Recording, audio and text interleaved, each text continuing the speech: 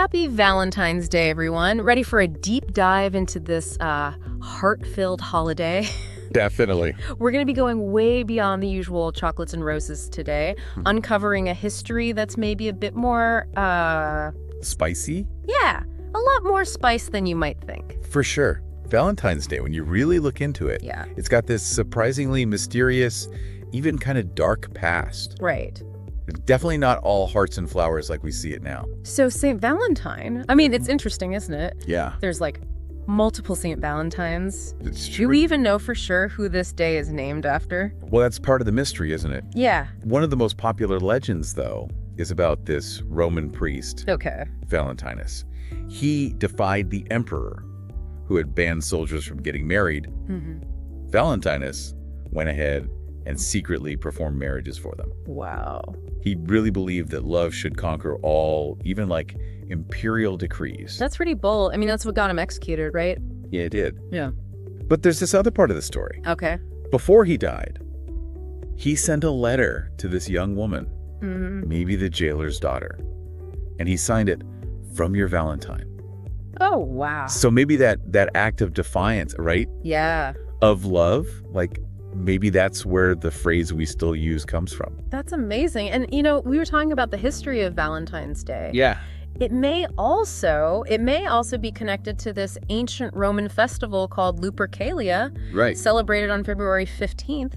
And it involves some pretty wild stuff. We're talking like animal sacrifices, big feasts, and even men whipping women with animal hides. Yeah, all for fertility. Whoa, whipping. No, right?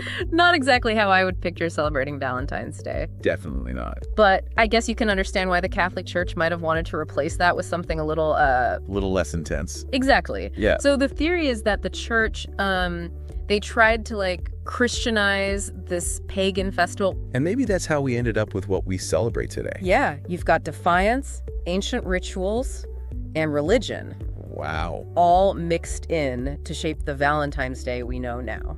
It's incredible how something we celebrate with like candy hearts and roses Yeah. has such a wild past. Absolutely. So how did it go from those, let's call them spirited beginnings, to the romantic holiday we know now? Okay, so the change is pretty interesting. In the Middle Ages, poets like Geoffrey Chaucer started writing about February 14th. Yeah.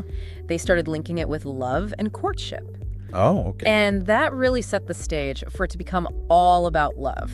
And then fast forward to like the 18th and 19th centuries, handwritten notes and little gifts, those became super popular in Europe. Oh, for sure. Kind of like early Valentine's cards, right? Definitely. Then comes the 20th century. Okay. Companies like Hallmark, they saw a big opportunity. They started mass producing Valentine's Day cards. Oh. And that made it a huge commercial thing. Which brings us to today, where Americans spend, get this, $25 billion annually on Valentine's Day gifts. A lot of love and a lot of money. Seriously, that shows how much Valentine's Day is like part of our culture now, Yeah, for sure. even with its, crazy history. And you know what? We shouldn't forget love and how we celebrate it. It's not just a Western thing. Right. Valentine's Day is celebrated all over the world. Absolutely. And it's not all about romance either. Other cultures celebrate it in such different ways. That's true. Like in Finland, for example, they celebrate Ystävänpäivä or Friends Day. That's cool. It's all about appreciating your friends. I like that. I kind of love that. Yeah, it's great. It shows how, like, the main idea of Valentine's Day, celebrating love and connection, it can be expressed in different ways. For sure. And then there's Japan, where women traditionally give men chocolates on Valentine's Day. Right. But then a month later, on White Day, the men give gifts back. And they're often even more expensive. It's an interesting twist on the whole giving gifts thing. Yeah. And wait, there's more. South Korea has something called Black Day.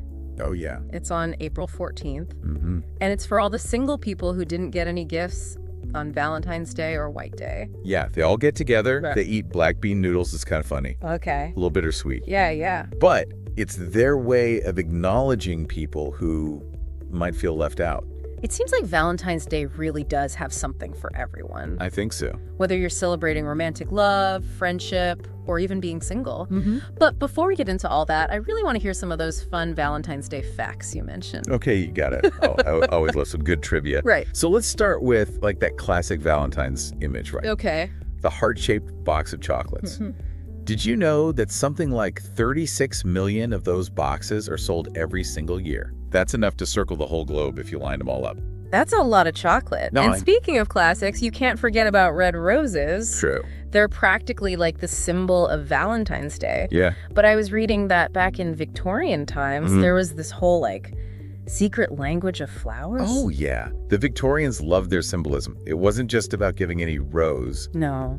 Each type of flower and its color had a very specific meaning. Okay, so what about like yellow roses? Well, those actually symbolize jealousy. Oh, so maybe not the best Valentine's Day gift then. Probably not back then. Yeah. And lavender roses, those meant love at first sight. Wow, it's crazy how much more Nuanced. yeah, nuanced it was back then. Right. That expressing yourself through flowers was a whole art form. It really was. So we've talked about chocolate roses, but what about some bigger, grand gestures? Okay, yeah, Any fun facts about those? for sure. Well, in 2010, someone actually made the world's largest Valentine's card, and it was massive. Over 8,000 square feet, bigger than most houses. I can't even imagine. And then there's the Philippines. Okay.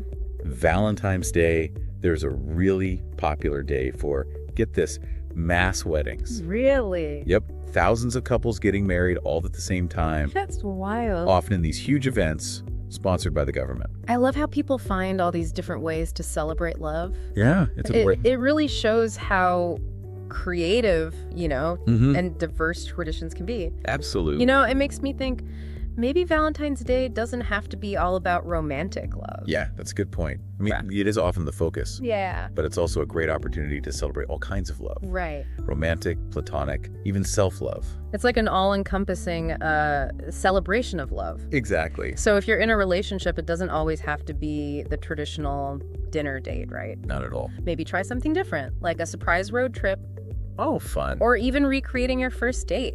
Those are great ideas.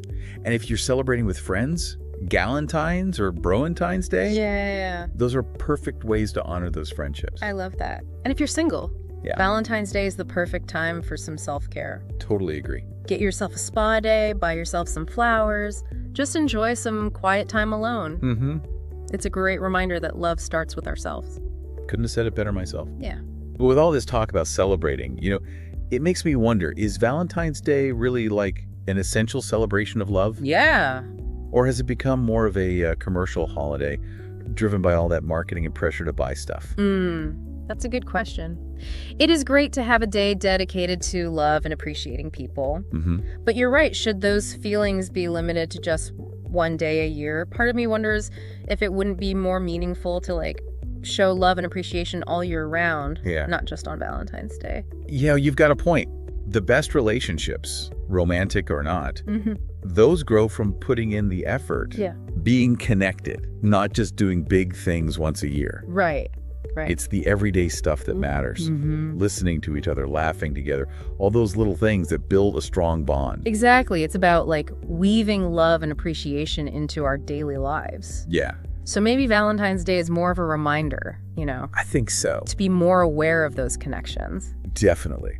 A time to think about the love we have and make an effort to nurture it. Not just today, but all the time. Exactly. So whether you're someone who loves going all out with the romantic gestures, or you prefer something simpler, Yeah. the important thing is that we find ways to show the people we care about how much they mean to us. And not just on Valentine's Day, but every day. Couldn't have said it better myself.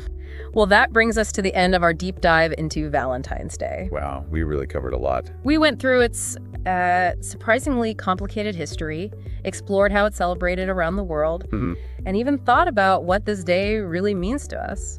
I hope everyone listening learned something new.